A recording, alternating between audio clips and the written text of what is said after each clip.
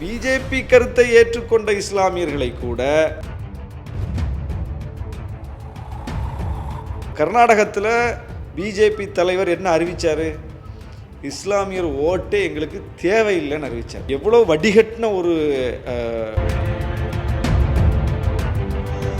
நாடாளுமன்றத்திலேயே இஸ்லாமிய மக்கள் தொகைக்கு ஏற்ப உறுப்பினர்கள் எண்ணிக்கை இருக்கான்னு கேட்டால் கிடையாது. ஆனால் விஜய் சொன்ன கருத்து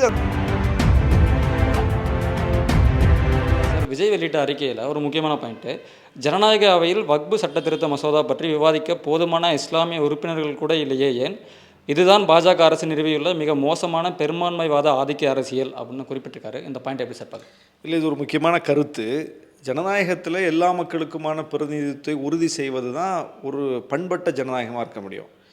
ஒரு குறிப்பிட்ட செக்டார் மட்டும் அதிகம் அங்கே உள்ளே உட்காந்துருப்பாங்க, இன்னொரு செக்டார் ஆளே இருக்க மாட்டாங்க அல்லது குறைவாக இருப்பாங்க, அப்படிங்கிறதே ஒரு ஜனநாயகத்திற்கு கேடான ஒன்று தான்.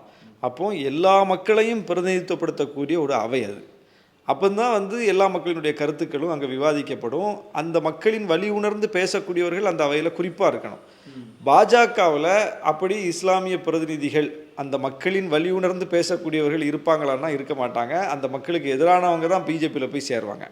இஸ்லாமியரே சேர்ந்தாலும் கூட அவரும் பாஜகவின் கருத்தை தான் வெளிப்படுத்துவாரே தவிர இஸ்லாமியரின் கருத்தை வெளிப்படுத்த மாட்டார். அப்படி பாஜகவின் கருத்தையே ஏற்றுக்கொண்டு அந்த கட்சிக்குள்ளே இருக்கக்கூடிய இஸ்லாமியர்கள் இருக்காங்க. அவங்களுக்கு கூட வாய்ப்பு கொடுக்காத கட்சி பாஜகவாக இருக்குது. இதுதான் அதில் கவனிக்கணும். அவங்க ஒன்றும் இஸ்லாமிய கருத்தையெல்லாம் போய் பேச போகிறது இல்லை. இப்போ தமிழ்நாட்டில் பிஜேபியில் இஸ்லாமியர்கள் இருக்காங்க இல்லையா, ஊடகங்களில் பேசுகிறாங்களா, அவங்க இஸ்லாமியர் கருத்தை பேசுகிறாங்களா, பிஜேபி கருத்தை பேசுகிறாங்களா? பிஜேபி கருத்தை தான் பேசுகிறாங்க. அப்போ அந்த பிஜேபி கருத்தை ஏற்றுக்கொண்ட இஸ்லாமியர்களை கூட பிஜேபி ஏற்க தயாராக இல்லை. இது எப்படி பாருங்கள். அப்போ எவ்வளோ வடிகட்டின ஒரு ஃபாசிச கட்சியாக இருக்குது பாருங்கள். கர்நாடகத்தில் பிஜேபி தலைவர் என்ன அறிவித்தார்?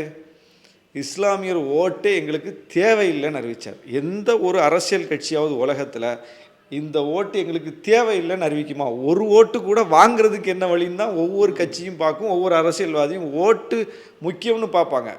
அதாவது ஒரு ஓட்டு தேவையில்லைன்னு நினச்சா கூட வெளிப்படையாக சொல்ல மாட்டாங்க. ஆனால் இந்த மண்ணில் ஒரு குறிப்பிட்ட விழுக்காடு இருக்கக்கூடிய ஒரு பெருங்கொண்ட மக்களை அந்த ஓட்டை எங்களுக்கு வேணாம் அப்படின்னு ஒரு கட்சி சொல்லுதுன்னா, உலகத்திலே ஒரு கட்சியாக பிஜேபி இயங்குதே. அவர் மேலே என்ன நடவடிக்கை எடுத்துச்சு பிஜேபி? அவர் பேசி எத்தனை ஆண்டுகள் ஆகுது? அப்போ ஏன்னா பிஜேபி அதை ஏற்றுக்குது, அந்த கருத்தின் வழி செயல்படுது. அதனால தான் அவங்களுக்கு அது ஒரு அதிர்ச்சியாகவோ அது ஒரு கடுமையான கருத்தாகவோ அவங்களுக்கு தெரியலை. அப்போ இப்படி செயல்படக்கூடிய ஒரு கட்சி எப்படி பிரதிநிதித்துவம் கொடுக்கும்?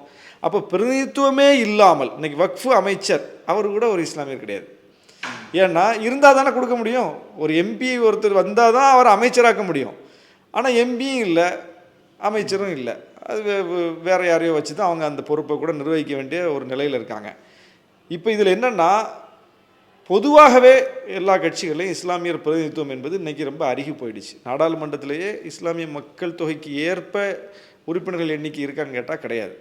ரொம்ப ஒரு சொற்ப எண்ணிக்கையில் தான் இருக்காங்க. அதனால தான் இன்றைக்கி ஜனநாயக கட்சிகள்லேருந்து இன்றைக்கி பலரும் இந்த விஷயங்களுக்காக வாதாடி, ஆனாலும் எல்லா கட்சிகளும் சேர்ந்து வாதாடி இருக்காங்கங்கிறது நமக்கு ஒரு வரவேற்கத்தக்க ஒரு ஆறுதல் அளிக்கக்கூடிய விஷயம்.